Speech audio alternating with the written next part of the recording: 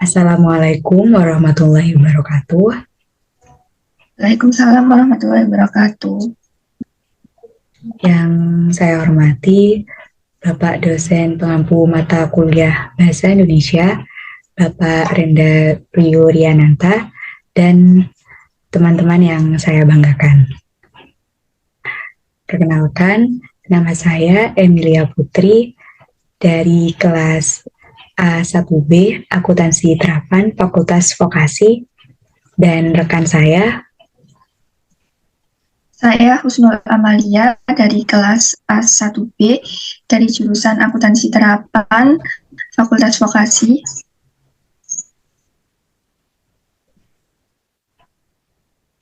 Saya Melani Putri Saragi, jurusan Akuntansi Terapan, kelas A1B dari Fakultas Vokasi. Saya Zabutri Henanda, di program studi Akuntansi Terapan dari kelas A1B.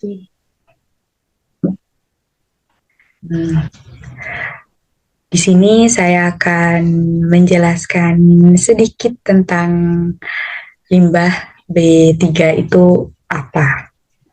Pengertian dari limbah B3. Limbah sendiri adalah bahan sisa dari hasil sebuah proses produksi, baik dalam skala rumah tangga, industri, medis, pertambangan, dan sebagainya. Bentuk limbah tersebut dapat berupa debu dan gas, cair atau padat.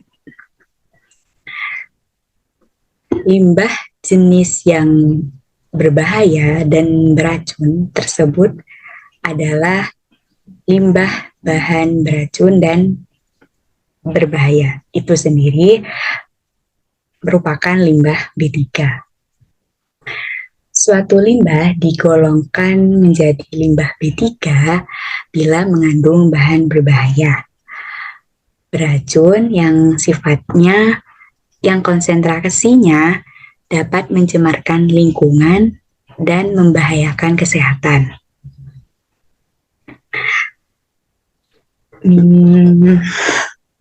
Limbah berbahaya dan beracun yang tidak digunakan lagi karena rusak, seperti sisa tumpahan, seperti sisa proses pengolahan.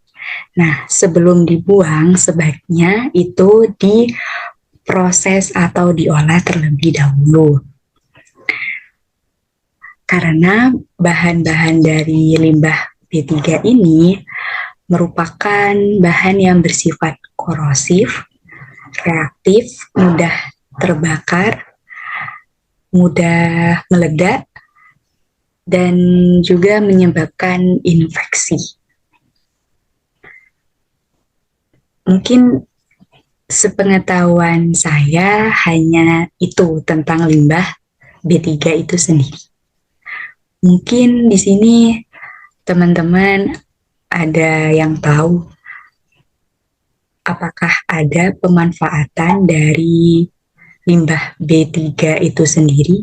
Apakah masih bisa diolah lagi menjadi limbah yang bermanfaat buat kehidupan kita sehari-hari?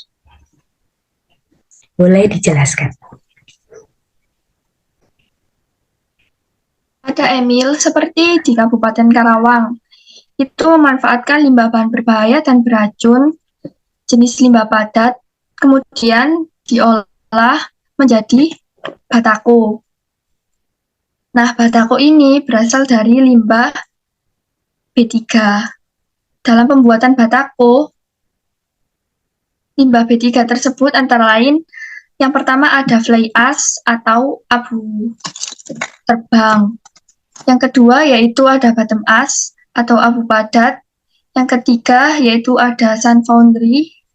Yang keempat ada dust grinding. Yang kelima ada dust casting. Dan yang keenam ada furnace slag. Bahan-bahan pembuatan batako tersebut, yang pertama fly ash merupakan sisa hasil pembakaran batu bara pada pembangkit listrik yang terdiri dari partikel-partikel halus. Kemudian, bahan yang kedua yaitu bottom ash atau abu padat, itu merupakan sisa pembakaran yang tidak terbakar, biasanya menempel pada bagian bawah atau tuku pembakaran dan ditemukan setelah pembakaran. Yang ketiga yaitu limbah karbit, merupakan sisa proses penyambungan logam dengan logam yang menggunakan gas karbit sebagai bahan bakar. Dan yang keempat ada sand foundry, dust grinding, dust casting, dan furnace slag. Ini merupakan limbah bahan berbahaya dan beracun. Dari bahan-bahan tersebut kemudian dilakukan pembuatan dan pengolahan batako dengan komposisi yang telah ditentukan, yaitu pertama ada bahan altras dengan komposisi 25%.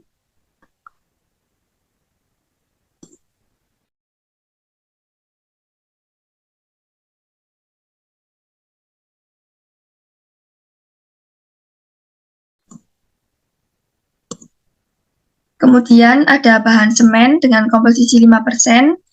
Yang ketiga ada fly ash atau bottom ash dengan komposisi 35%. Yang keempat ada sand foundry, dust grinding, dust casting, dan furnace slag dengan komposisi 15%. Dan yang kelima yaitu ada bahan dari limbah karbit dengan komposisi 20%.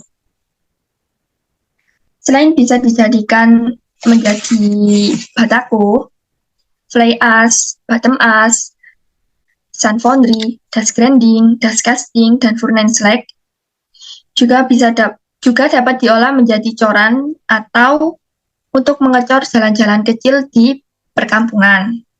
Namun jalan kecil tersebut tidak dilalui oleh mobil-mobil besar, jadi hanya bisa dilakukan di halaman-halaman rumah-rumah orang gitu.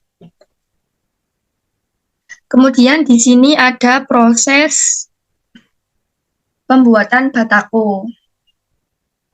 Bisa dilihat di gambar pertama, yaitu pertama bahan-bahan yang tadi telah disebutkan dicampur ke dalam mesin mixer. Kemudian dilanjutkan dengan proses pengepresan dan langkah terakhir yaitu proses penjemuran. Jadi seperti itu. Oke, tadi hasil pengolahan dari limbah B3 sendiri dapat dijadikan bahan bangunan seperti batako ya, dan pembuatan coran.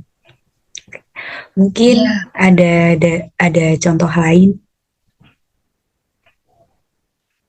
Ada, Mil. Selain pembuatan batako, bisa juga dilakukan pemanfaatan terhadap limbah lain seperti sludge IPAL.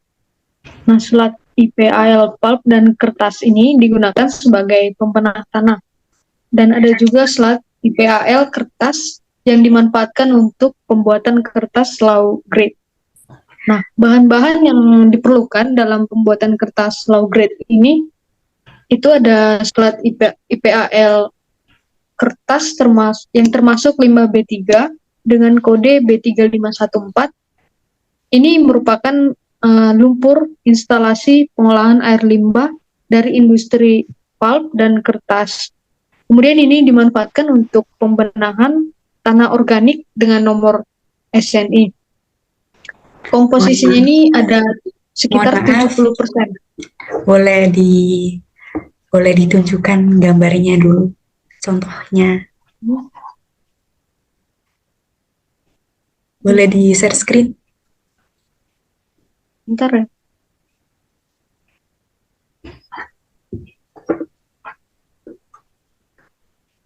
Oke, silahkan dilanjutkan.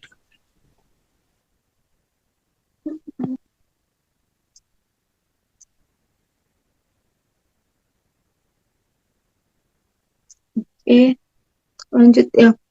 Nah, bahan lainnya itu ada kertas bekas. Kertas bekas ini merupakan kertas yang sudah tidak dipakai lagi, seperti kardus, Nah, komposisinya ini ada 5%. Bahan ketiga itu ada scrap shaping, trimming shaping dengan komposisinya 5%. Bahan selanjutnya itu ada limbah karbit dengan komposisi 20%. Cara pembuatannya bisa kita lihat di gambar, itu slide IPAL, kertas, scrap shaping, trimming shaping, dan karbit dicampur dengan kertas besar yang dimasukkan ke dalam mesin mixer.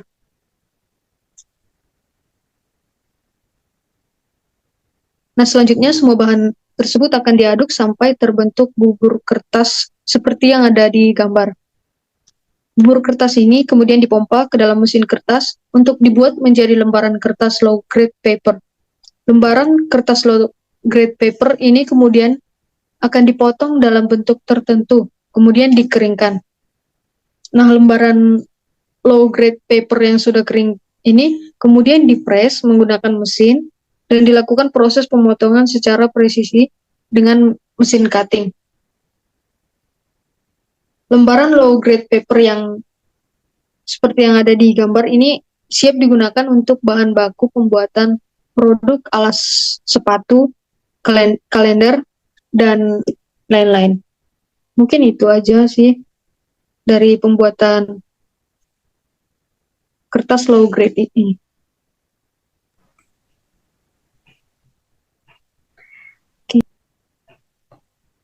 Oke, boleh di stop share screen-nya, Aziza.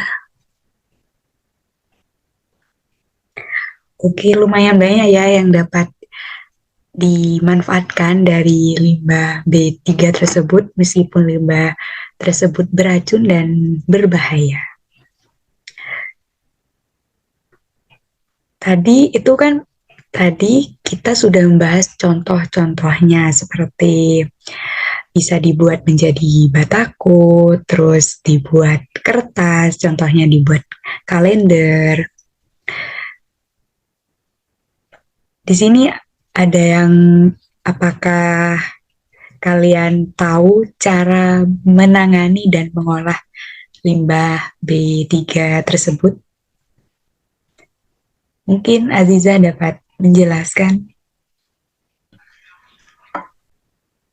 Baik, saya akan menjelaskan metode pengolahan limbah bahan berbahaya dan beracun. Yang pertama di sini ada metode pengolahan secara kimia, fisik, dan biologi. Yang kedua ada metode pembuangan limbah B3.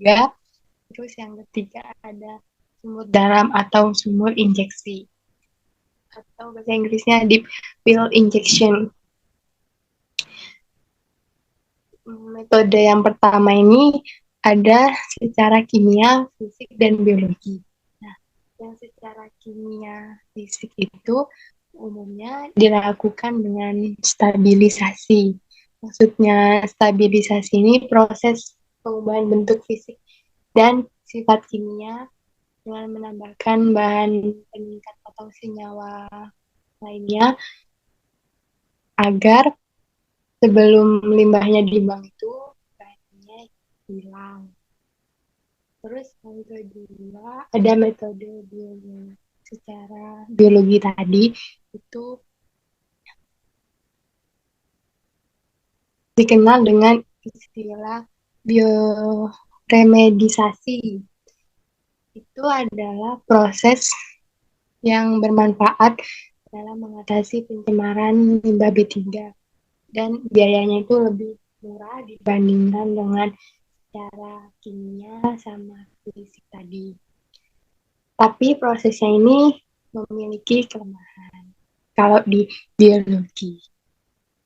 Terus yang kedua ada metode pembuangan limbah B3 seperti biasa. Yang ketiga itu ada sumur dalam atau sumur injeksi. Itu ada 3. Yang pertama ada kolam penyimpanan, yang kedua ada limbah B3 ini ditampung pada kolam-kolam yang memang dibuat khusus untuk limbah B3. Terus kolam-kolam itu dilapisi lapisan pelindung yang dapat mencegah perembesannya limbah tersebut. Terus yang ketiga itu ada landfill untuk limbah B3. Itu ada dua macam. Yang pertama ada limbah B3 ditimbun pada landfill, namun harus pengamanan yang sangat tinggi. Ada metode pembuangan secure landfill atau landfill untuk limbah B3 ini ditempatkan dalam drum atau tong besar gitu. Terus dikubur dalam landfill yang didesain khusus untuk mencegah pencemaran limbah B3. Terus ada lagi di landfill. Itu harus dilengkapi peralatan monitoring. Monitoring yang lengkap untuk mengontrol kondisi limbah B3 dan harus selalu dipantau setiap saat. Metode ini kalau tidak diterapkan dengan benar, itu hasilnya tidak efektif. Jadi harus dilakukan dengan benar supaya efektif. Namun, metode secure landfill ini merupakan metode yang memiliki biaya operasi yang sangat tinggi. Jadi, masih ada kemungkinan kerusakan, kebocoran, terus tidak memiliki solusi jangka panjang jika limbahnya itu semakin menumpuk. Itu aja sih, Emil. Oke, berarti cara menangani dan mengolah limbah B3 tersebut itu ada yang membutuhkan biaya mahal dan juga ada yang murah. Tadi disebutkan bahwa menggunakan biaya yang murah dengan penggunaan tumbuhan untuk mengabsorpsi dan mengakumulasi bahan-bahan beracun dari tanah. Sedangkan proses pengolahan yang lumayan mahal bisa menggunakan landfill tadi kan untuk limbah B3, tetapi landfill tersebut masih bisa lama-kelamaan bisa